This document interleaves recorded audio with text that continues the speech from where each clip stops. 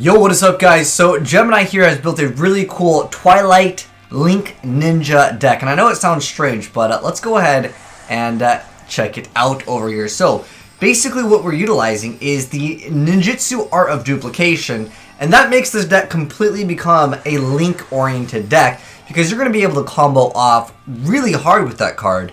Now it is a trap card that is, you know, something you're going to have to set in advance, but if you use Temple of the Kings, you can activate that card immediately, and you guys are going to see you can make pretty insane boards. I know this one, he happens to have Soul Charge, but this one is a more interactive play, meaning the opponent actually can do something, because there's a lot of duels, even without Soul Charge, we're able to make these boards that are like basically Goki boards, which is basically like, I make it so the opponent cannot play Yu-Gi-Oh! However, with the Twilight Ninjas, it's something that's just a little bit different here, and there's a few different other cards we'll talk about. There's an insane card in their archetype, the Twilight Ninja Getsuga, the Shogun. It actually has an insane effect, so you contribute it by distributing any one ninja monster.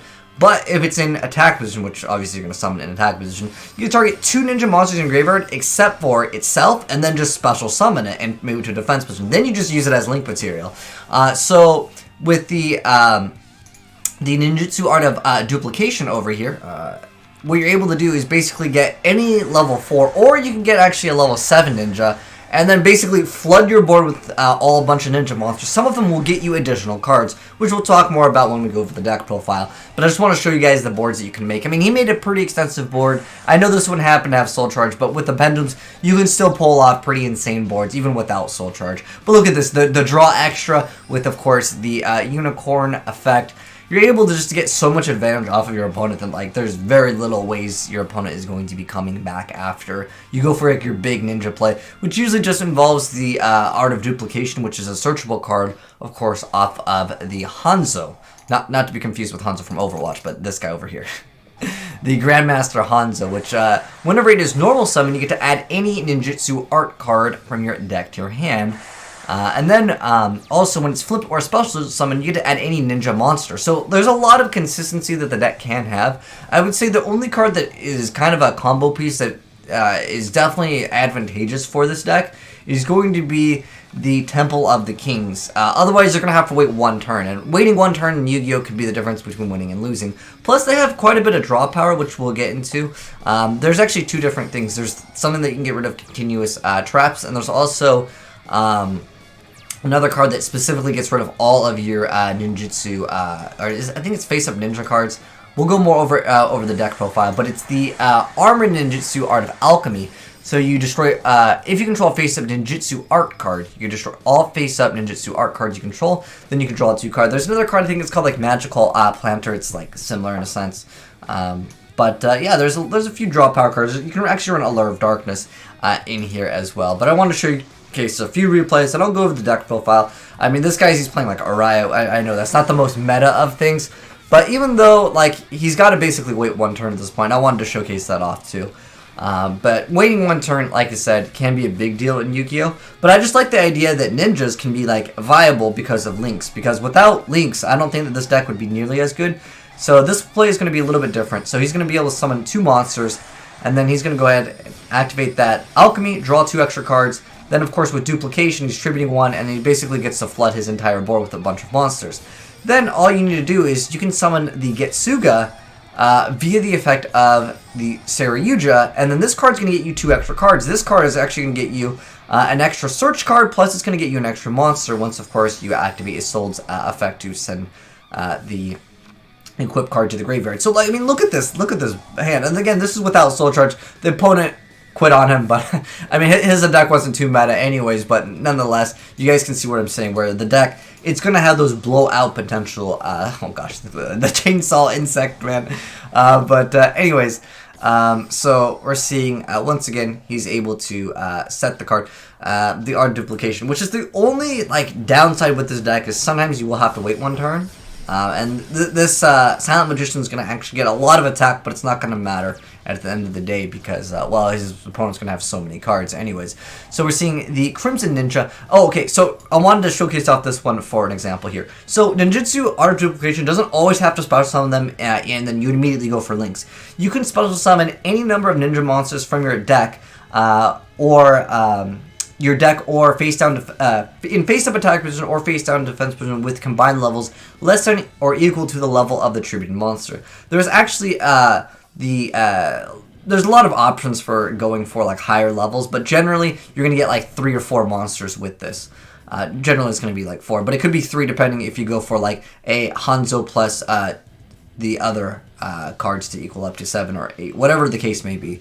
But anyways, the other ninja is Crimson Ninja, and there's also Armored Ninja. So these ones let you destroy face down, or technically it's spells or traps. So basically you just special summon a bunch of them, and then on your turn, you're able to flip them and basically get rid of all of your opponent's back row. That way when you go for your big link plays, you're going to be able to go completely off. Now in this instance over here, the guy's going to have a Silent Magician with a lot of attack. We see the Grand Horn of Heaven activated over here, so obviously, yeah, it's a pretty decent card. Actually, I think this one got destroyed by the back row, but nonetheless, Stoltz in the Grave. He's also going for Getsuga over here, which just lets you get 2 monsters for free, which is an insane effect. Plus, you can just summon it for free, obviously, with Saryuja in the first place, so you don't even have to tribute a ninja monster. But once again, we're basically making those nightmare boards, which are blowouts at the end of the day. Also, the pendulums actually have, well, I think Jogan is actually the good one. Now, obviously, with a link scale of 1 to 10, you can special summon anything anyways. So, again, even if you don't have Soul Charge, you can still go for the plays. This is the only card. If you could just activate this card, if it was like a spell or a way other than, like, the only thing I can think of is Temple of Kings that's legal, because Mercury the Destructor is a banned card. But you're seeing, like, again, once, like, insane boards. We got you Snatch stole the guy's Silent Magician over here. I bet you this guy's playing just like he's playing in like years ago, like before Synchros. In fact, this guy doesn't even need an extra deck. But again, it doesn't really matter what your opponent has, with the exception of them OTKing you. As long as you get like those 4 ninjas, and you're able to just pop all the back row. Who cares if you have to wait a turn? As long as again you don't get OTK'd. You're going to be able to completely demolish your opponent. But briefly, I wanted to talk about some of the cards, because I know some of the replays were a little bit fast. We're just going, and showcase off what the deck can do. Now, I want to go into the deck profile, but I want to talk about the pendulums, because they actually do have effects over here. Now, keep in mind, like, most of the ninjas are, like, all searchable. In fact, I mean, Hanzo searches out any ninja monster when it's special summoned. But anyways, as far as the pendulums go, the Jaugen actually has a really good effect. So this is Twilight Ninja Jaugen. So, its Pendulum Effect is if a ninja monster battles, you do piercing damage. It's not that big of a deal. The actual monster effect of this card is insane because it's actually level 7. So, you could reveal any ninjutsu art card in your hand, a special summon this card from your hand. And if it attacks defense position, it gets to do piercing. Not really a big deal. The fact that you can just special summon this card is the big deal with this. Because, of course, when you activate the ninjutsu art of duplication, you can go up to level 7.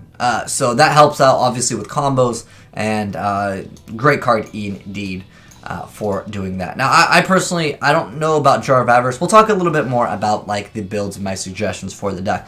But I just want to go over the deck profile real quick and explain the pendulum effects. Oh, I didn't explain the other.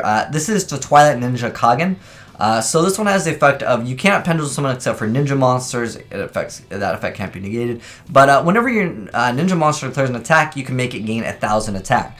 It's a small little effect, but it's just kind of there. And the monster effect is you contribute this card, then target a ninja monster you control, and it gains 800 attack. It's pretty much not really used for anything. I mean, the small boost can be tactically used, but to boost something else as a monster effect is more than likely not going to be used at all. But it is also important just to mention real quick that it is a level 1.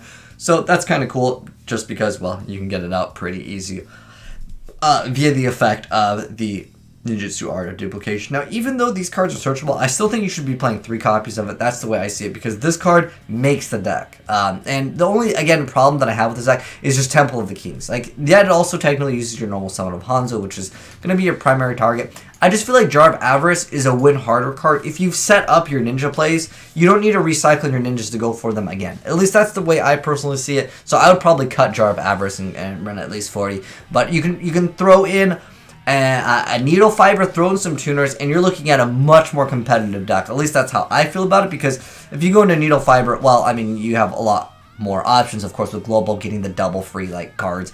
You can even run 1-for-1 in the deck as well. That would be another option. There's a lot of things that I think that can be improved upon this deck. But anyways, let me go ahead and go over the deck profile. I think I've explained majority of the cards in the deck. I'm not sure how I feel about the Twilight Ninja Shingetsu though. So this one has the effect where if it's destroyed, you get to add any ninja monster from your deck to your hand. I just feel like it's too slow. I think in 2018, you gotta be fast. Again, these are just my suggestions, those 3 cards I would drop out. I would probably incorporate some of the Ash, and again, I would try to make it have Glow Up Bulb, because that's a very good card in any Link variant deck.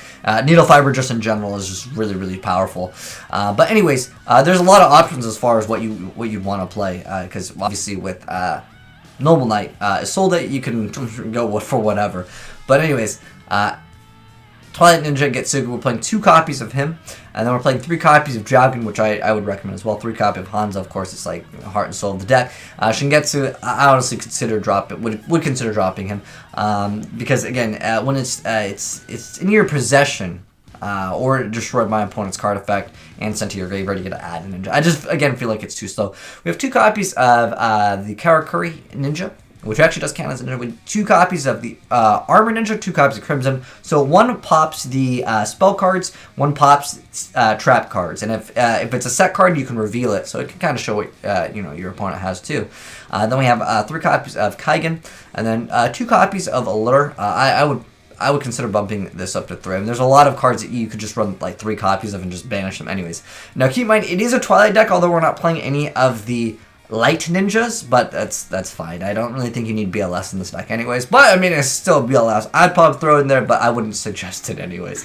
But we got 2 copies of Lure, 2 copies of Ninjutsu Art of Alchemy, which is basically a Pot of Greed in the deck, because once you go for the Link Summons, this card does absolutely nothing, so Pot of Greed. And then we got Reinforcement Army, Soul Charge, Monster Reborn, 1 copy of World Legacy Inheritor, which is basically a free extra card. You can also run, like, what is it, Living Fossil, which is another equip card, so it could be technically used with Assault, so keep that in mind as well. And then we've got 3 copies of Designator to stop your opponent from activating any of their hand traps. And then we have 3 copies of Temple of the Kings, 3 copy of Ninjutsu Art Notebook, which is an interesting card. So once per turn, you get to send any ninja monster from your hand to the graveyard to set a Ninjutsu Art. So it basically searches this out. Again, I wish this card was like a ninja card, or there was some card to activate Ninjutsu Art duplication, because then your consistency on this deck would be so high through the roof. It'd be so good. And we have 2 copies of the Noble Arms Arfu Duter, which basically just gets rid of the set cards. Again, this deck has definitely got lots of backward destruction, obviously with these, plus this, and then you have access to destroying your opponent's hand traps. So basically this deck wants to OTK and make these boards that are like, I win the game. This card, I feel like it's a win harder card, Jar of Avarice. And then we have 2 copies of Duplication. I recommend 3 copies. I think it's like super required, especially, I know it's like searchable by like quite a bit of cards, but I just feel like it's so important for the deck. At least that's the way I see it. For the extra deck, of course, which is basically the deck, because these cards aren't really going to do much but bring out the blue cards. So we got Borlo, we got Saryuja, we have Firewall Dragon, we got Troymare, Griffin, we got Metaltron, Decode Talker, Trigate Wizard, Unicorn, Phoenix, 2 copies of Soul, we got Cerberus, Proxy Dragon, Troymare Goblin, and Link Karibo, which actually work quite well in the deck as well. But that is the Twilight Link Ninja deck. Let me know, guys, what you think of it. Let me know what you guys would change in the deck. I obviously gave you guys some of my suggestions. I mean, you'd have to cut a few cards for Needle Fiber, but like I said before, I think I would cut these cards, at least those cards, and I would try to incorporate Needle Fiber, because again, Link summon decks like Needle Fiber is so OP. But if obviously you're playing the TCG, we don't have it yet. Hopefully we'll get it before it's not relevant in the game. But anyways, hope you guys enjoyed seeing something a little bit different. And once again, my homie, shout outs to you, Ronan. You built a really cool ninja deck indeed. But anyways, hope you guys enjoyed the vid. If you did, drop a like on it. And if you're new to the channel, hit the subscribe button to see more fresh Yu-Gi-Oh!